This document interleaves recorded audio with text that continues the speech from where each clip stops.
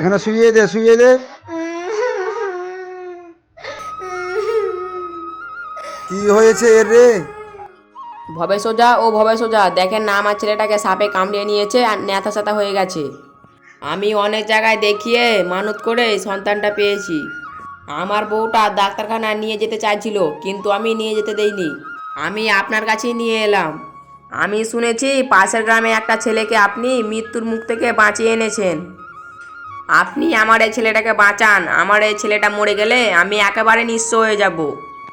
তুই ঠিক করছিস সম্রাট, তোর ছেলেকে বাঁচানোর ডাক্তারের কাজ নয়, এটা হচ্ছে ওঝারি কাজ।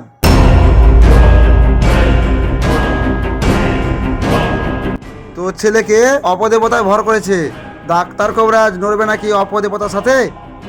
দে তোর ছেলেকে আমার উপরে ছেড়ে দে। তোর ছেলের উপরে যত ডাকনি যগ্নি ভর করেছে সবকে তাড়িয়ে দিয়ে তোর ছেলেকে সুস্থ করে বাড়ি পাঠিয়ে দেবো।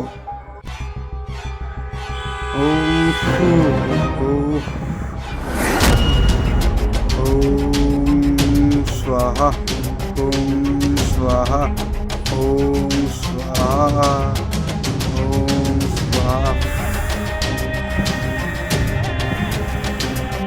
সম্রাট, তুই তোর ছেলেকে আনতে একটু দেরি করে দিয়েছিস। তোর ছেলে আর বেঁচে নেই, মারা গেছে। হাই হাই, আমাদের কি সর্বনাশ হলো গো, আমাদের ছেলেটা আমাদেরকে ছেড়ে চলে গেল।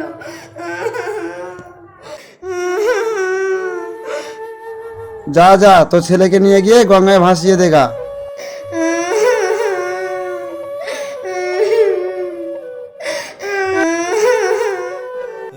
হাই হাই ভগবান, তুমি এত নিষ্ঠুর, আমার একমাত্র ছেলেটাকে তুমি নিয়ে চলে গেলে।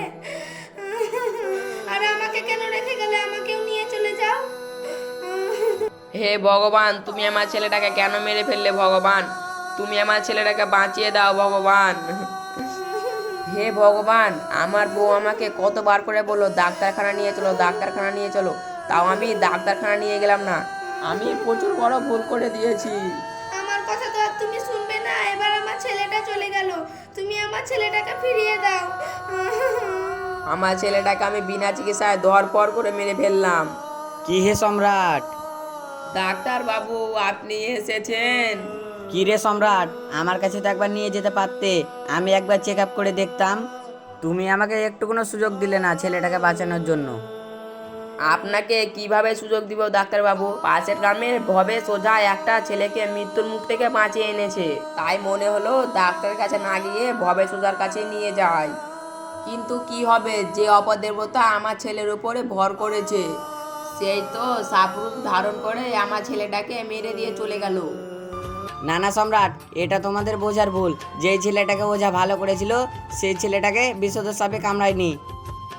সে সাপ দেখে ভয়ে অচন্ন হয়ে পড়েছিল, কেননা ওই ক্ষত সারানোর জন্য আমার কাছ থেকে ওষুধ নিয়ে গেছিল, আর সেই ওষুধেই ছেলেটা ভালো হয়েছিল। আর তোমার ছেলেকে কেউটো গোখরো সাপে কামড়িয়েছিল, তো ওঝা কি করে বাঁচাবে? না না ডাক্তার বাবু, এইসব কখনোই হতে পারে না। আপনাদের প্রচার বাড়ানোর জন্য আপনারা এইসব বলছেন। আর আমি যদি ওই কথাই বলি, কিভাবে সোজা ওর কুকীর্তি ঢাকার জন্য এই সব তোমাদেরকে বলছে, তাহলে এ আপনি কি বলছেন?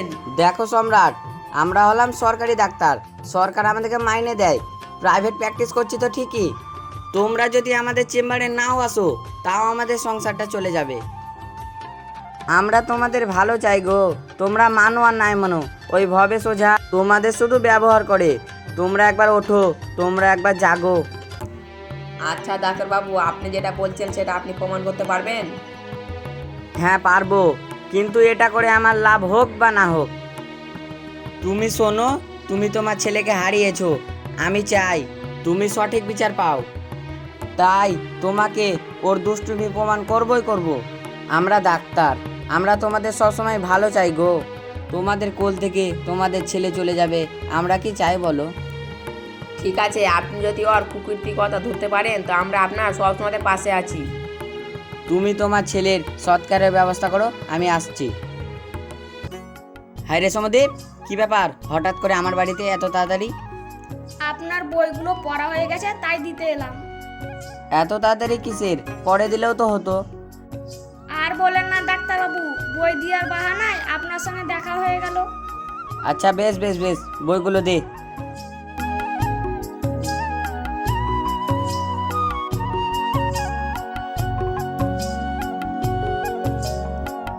বুঝলেন ডাক্তারবাবু, আপনাকে অনেক শুকনো শুকনো লাগছে, কিছু হয়েছে নাকি? একেবারে মন মরা হয়ে গেছেন। ও কিছু না রে সমদীপ, তোকে একটা কথা বলবো, তুই কিছু মনে করবি না তো? কাকা ওইভাবে বলবেন, আপনার যা বলা আছে সব খুলে বলেন। ঠিক আছে সমদীপ, তাহলে বলি, তুই কি তোর বাবার পেশাকে সমর্থন করিস? আমার বাবার পেশাকে সমর্থন করি না বলে তো আপনার কাছে ছুটে আসি। জানেন ডাক্তারবাবু, আমার বাবার পাপের সাজা আমাকেই বইতে হবে। আমার বাবার পেশার জন্য কত মানুষের যে ক্ষতি হয়েছে আর কত মার যে বুক খালি হয়েছে তা ভগবানই জানে। এই কিছুদিনেরই ঘটনা, আমাদের পাশের গ্রামে আমার সামনে একটা ছেলে বিনা চিকিৎসায় ছটপট করে মরে গেল আমার বাবার ভাঁওতাবাজির জন্য। আচ্ছা সমদীপ, তুই কি তোর বাবার কুকীর্তি কার্যকলাপ যাতে গোটা গ্রামের কাছে ধরা পড়ে, তুই কি আমার সাথ দিবি?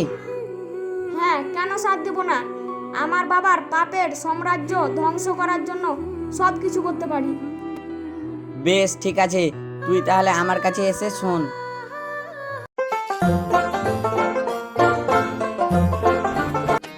হ্যাঁ, বুঝতে পেরেছি ডাক্তারবাবু, জলের মতন বুঝতে পেরেছি, কিন্তু এই কাজ তো আমরা একাই করতে পারবো না, আরো অনেক লোক লাগবে।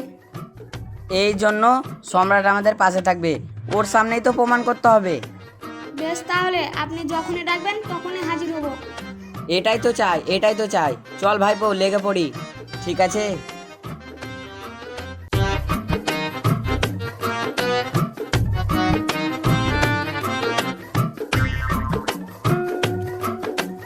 ভবে সোজা, ও ভবে সোজা, তোমার এই হাসি খুশি ছেলেটার কি হয়েছে বাইরে এসে দেখো।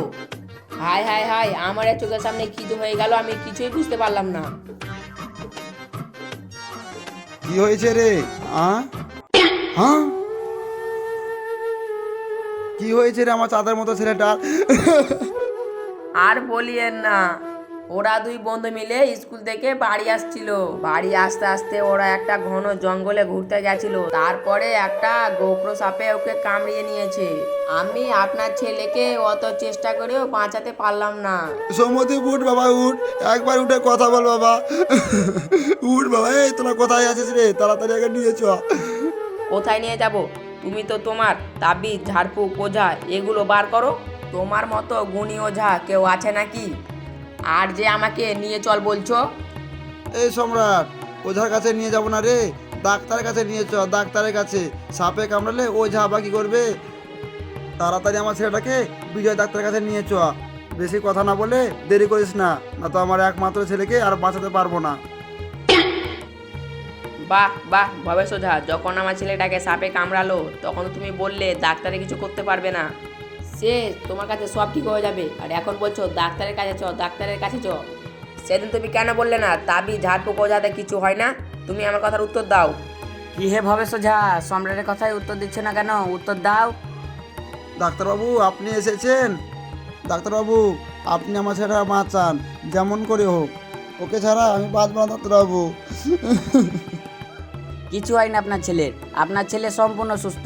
আপনার ছেলেকে আমি ঘুমের ওষুধ দিয়ে ঘুম পাড়িয়ে রেখেছি, কিন্তু কেন? যাতে সম্রাটের মতন মানুষরা তোমার বুজরুক থেকে মুক্তি পায়, আর তোমার দুষ্টু ওঝার ভণ্ডামি যাতে সবাই বুঝতে পারে, তার জন্য তোমার ছেলে আমাদেরকে সাহায্য করেছে। ডাক্তারবাবু আপনি আমাকে ক্ষমা করেন। সম্রাট ভাই, দয়া করে তুমি আমাকে ক্ষমাটা করে দিও। আজ আমি আমার ছেলেটাকে হারাতে গিয়ে সব বুঝতে পেরেছি, মানুষের সাথে কত ছল প্রতারণা করেছি। আজ আমি কথা দিচ্ছি রে ভাই, এরকম ধরনের কাজ আমি কখনো করব না। এবার থেকে মানুষের যাতে ভালো হয় সেই কাজটাই করব। এই না হলে আমার বাবা। বাবা রে, তুই যে আমার ছেলে হয়ে আমাকে যে শিক্ষাটা দিলি, এই শিক্ষা আমি কখনো ভুলতে পারবো না। আর আপনাদেরকেও বলছি, সাপে কামড়া হোক বা কুকুরে কামড়া হোক, আমার মতো দুষ্টু ওঝার পাল্লায় কেউ পড়বেন না। কেননা আমরা আমাদের স্বার্থ সিদ্ধির জন্য মানুষকে টুপে পড়াই। আর আপনারা ভালো থাকবেন, সুস্থ থাকবেন। ধন্যবাদ।